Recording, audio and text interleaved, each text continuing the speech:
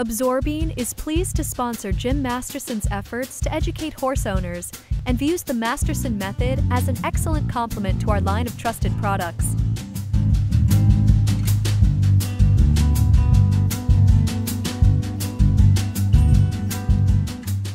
So, on the hind end, there are 6 points that we use to release tension in the hind end, in the muscles of the hind end and the sacroiliac joint. It's a huge joint involving the sacrum and the pelvis with huge muscles around it.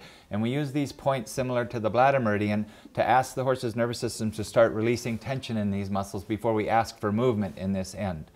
The 6 points that we're going to use, I'll give them in the order I start with, but after you start, you're actually going to go wherever you want with these. But the first points we use are the under the tail points, and they're under the base of the tail, one on each side. I'll do the left side of the horse by resting my hand here on her left rump and putting my thumb up under the base of the tail on the left side.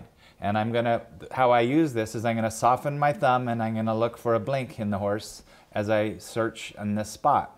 So I'll go through the points now. That's how you use them. You very softly, using air gap or egg yolk pressure, rest your thumb or finger on that point, looking for a blink and waiting for the horse to release tension. And the horse will tell you when he's released tension, or she, when she gives you a larger response, such as licking and chewing or yawning.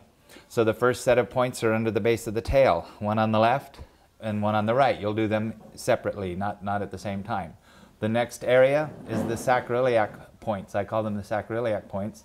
There are 2 bumps here, the tuber sacral, and it's in this area. If you draw a circle around these 2 bumps and you search in that area for a blink, and when you get a blink, you'll stay on that spot until the horse releases tension. It could be 5 seconds, it could be a minute. You just have to have patience and stay soft. The next point is what's called the pelvic point. On the bone of the pelvis right here, not the upper one bump, but this lower bump is the pelvic point. So I'll rest here, searching for a blink and staying there until I get a release.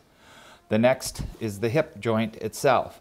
And it's just this general area is the hip socket. Again, she'll tell me exactly where. When I search for a blink, she'll tell me where I need to stay. Right there, in her case, is right on this spot.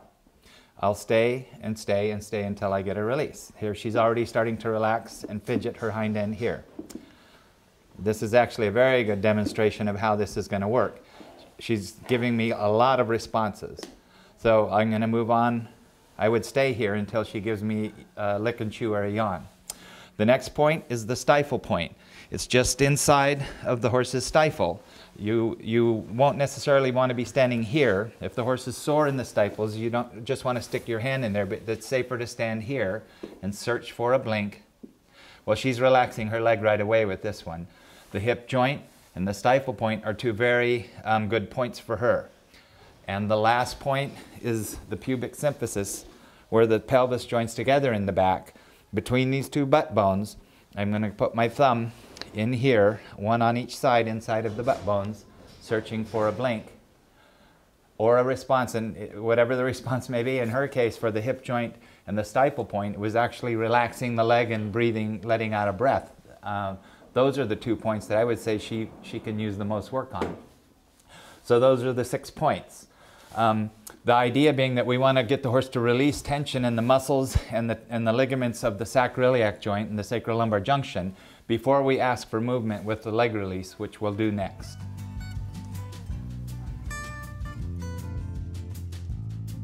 The Masterson method aligns naturally with Absorbine products and a whole horse approach towards better horse care.